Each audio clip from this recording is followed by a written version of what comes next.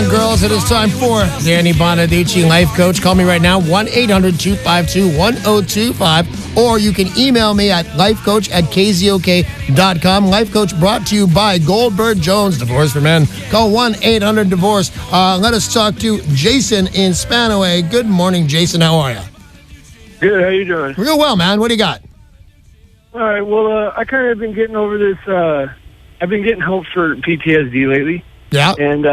And I'm kind of getting, And by the way, good for you to go and get your help on that. Some people, as I understand it, don't go, and you should go. You have a right to some kind of treatment for PTSD. So God bless you. All right. I'm sorry. I didn't mean to interrupt, but go ahead, Jason. Thanks. No worries. So I've noticed, my wife she's pretty supportive of it, but she's been really depressed. Right. And I noticed that it kind of brings me back down, too. Well, she's also kind of like, she's letting everything go. And it sounds shallow, I know, but I just ask her to take care of herself. And so you mean, Jason, you mean she's gaining a little weight lately, correct? Well, not just that, but, she's it's all the features. She used to be, really into how she looks. Right. And it probably stopped about once we moved to Washington, I guess. Okay. But, and it hasn't been a big deal. But when I started noticing is about 2 months ago, we started going to the gym, but now she won't go at all again. And she keeps on getting more and more depressed. And I noticed it's bringing me back down, too. Now, does she talk to your counselor at all? Whoever you're going to for PTSD, does she ever talk to that person? No. Well, she should. And if not that person, you should ask that guy or girl. You should ask that guy, hey, you should tell him exactly what you told me. That, and because you can link them. You link them right here. Your PTSD is, goes hand in hand with her depression and possibly why she is letting herself go. And if your guy doesn't see couples, he'll recommend somebody that does. Yeah. I was gonna. I've been telling her to try and see a doctor also. Right. Talk to somebody. As I said to Jason early in this phone call, that there is no shame in any of this. It's, Jason, it's a right for Jason. He put in the time. It's like my Social Security, man, or my pension that I'm accruing for the future. He put in the time in the most egregious way possible, and that's something that he earned, and it should be done. But I'm a big fan of therapy and consultations and things like that. And if you're getting something from it, you should continue to go. But as a pal, and I do think you're your wife's pal, you should definitely steer her towards therapy. So all in all, what is your big question for me? If she doesn't agree to try and get the help, do you think divorce is a viable option? I hate to say this, but divorce is almost always a viable option. Having said that, you should fight tooth and nail not to do it. You promised each other that, for better and for worse. But Jason has certain inalienable rights. That he married a certain woman. But the other thing is, because you've got PTSD, your wife could say, hey, he didn't have PTSD when I married him. He was 23 and he didn't have a care in the world. So it's kind of a double-edged sword. But Jason, if you're not happy because of your wife, because she let herself go, because she doesn't clean up the house anymore, because whatever it is, you can manufacture it if you want. At the end of the day, here's your question and here's my answer. Is divorce a viable option? And the answer is yes, of course it is. That's why 52% of marriages end in divorce. They shouldn't. I disagree with it, but I've had two, and I'm married for the third time, man, and I don't even think of myself as any kind of bad guy. So here's my answer all in all, because there's more than just yes, it is okay. Fight the good fight, Jason. Try to let that not be your fallback plan that you'll get a divorce. And having said that, that is your fallback plan. You can get a divorce at any time you want, and here's how you don't feel bad about yourself in the future. You fight the good fight to not get the divorce. Hey, God bless, Jason. I appreciate the call and your service, man. Although I just assumed PTSD was from serving time in Iraq or something. They didn't say he did that. I know, yeah. If you've got a question for the life coach, you can call right now, 800-252-1025. With any kind of problem you have, Danny will be able to help you. Just make that call. Daniel in Port Townsend, you're on with Danny Bonaduce. Hey, Daniel. Aloha, you guys are the greatest ever. Well, thank you, Daniel. I appreciate that. Yeah, I got a real bad problem. I work on a military base. It's all high security weirdness. And I was working at a general's house. He's in a hotel. We're doing the wood floors. Working doubles, very tired. I knew there was a couch upstairs.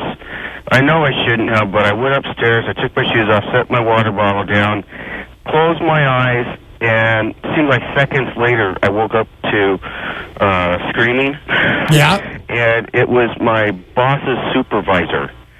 and he was saying something like, "You're drunk on the job," because I got to explain my water bottle is an empty half-gallon whiskey bucket. Okay, that's where I get confused, man. Why is your water bottle a half-gallon, half empty, or an empty bottle of whiskey? Well, I'm one of those flower children, and I like drinking out of glass and not plastic. All right, I'll buy that. Well, I got to go to work. I got to face these people, and how can I put this fire out? What do you mean fire out? These people are hot at me. They think I was drinking on the job. I could lose my job. You could lose your job, but I think that you can explain, because here's the thing. Because I find some problems with this story, but you called me and I appreciate that. Anybody that wanted to fire you on when you walked in would have sniffed that bottle and would have sniffed or got close enough to smell your breath, and definitely close enough to smell that bottle. Did the bottle have water on it when they woke you up? It was just sitting by the But whiskey is brown and water is clear. What was in the bottle? Water. Water was in it. So if somebody had taken a snapshot right then and there, you wouldn't be in any trouble. They'd just say, "What the hell are you using the whiskey bottle for?" But I can see it's water. But so the person who woke you up could have seen that was water. Yeah, I think he thought it was vodka. I'm going to go out of my way to put vodka in the whiskey container. Here's the thing. If they wanted to fire you, you're fired. They could fire you for laying down on the job. They could fire you for the whiskey bottle. Here's my guess. My guess is they don't want to fire you. It's a big hassle to fire anybody. H&R is involved to fire people. You got a paper trail to fire people. I think they're going to write this down in the ever-present permanent file, but they don't want to fire you, or they would have already. And now, don't do that. Don't think that's that funny. If you're so tired you had to take a nap on the couch, God love you. You're not, I don't believe from what I got, you're not in the service. You weren't sleeping on duty. You were sleeping on the job. And if they don't fire you for it, they don't. But my guess is you're an excellent employer. They don't let you go all over, because this is suspicious in every regard. And for some reason, I believe you. So, Daniel, relax. They're not going to fire you over this. But fly right from now on, man, because they've got you where they want you now. It's all set up. You set yourself up for failure on this, but they didn't want to fire you, or they would have. Thanks, man. I appreciate the call. 800-252-1025. Call that number right now with any kind of problem you have. Danny Bonaduce, life coach, will help you through it. And remember, you can change your name if you need to. Sam in Bothell, you're up next.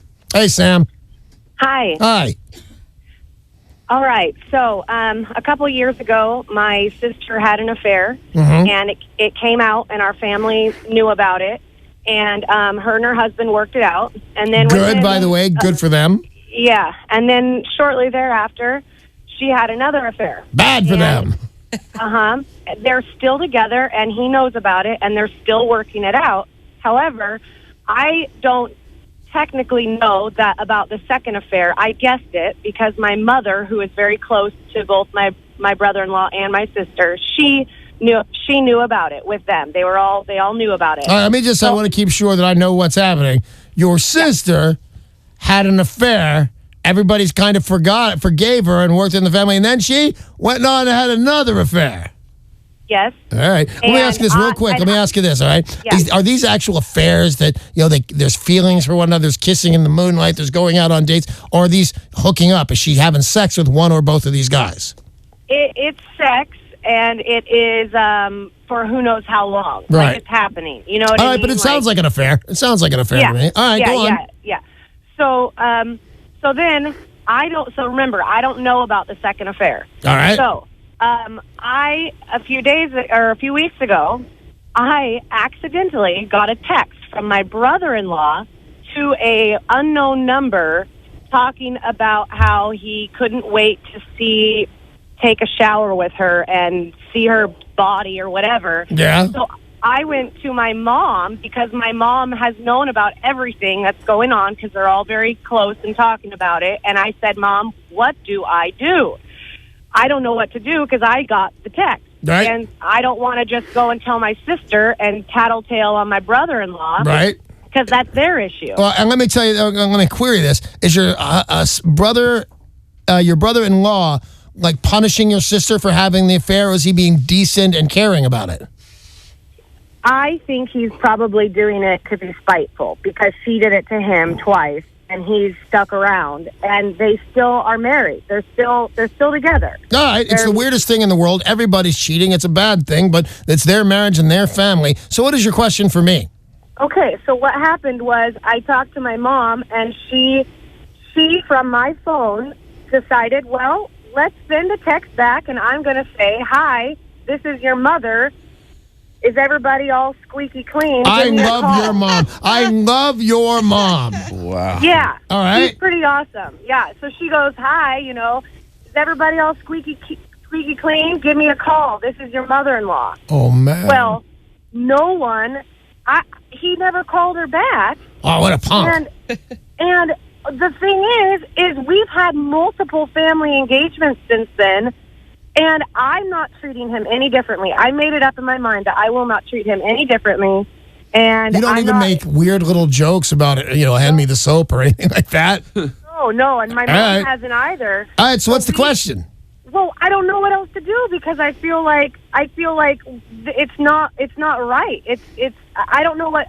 It's in his court. The ball's in his court, but we think he's just going to push it under the rug and never say anything, but yet we all know, and I feel like I'm lying to my sister. Well, if you feel like you're lying, here's what I would say. If you were calling me, should I tell my sister? I would say no. I'd say, here's the big advice I would give you, duck, because this is going to blow up soon enough, and you want to be, not where the shrapnel is hitting. I would recommend not telling your sister on this at this present juncture.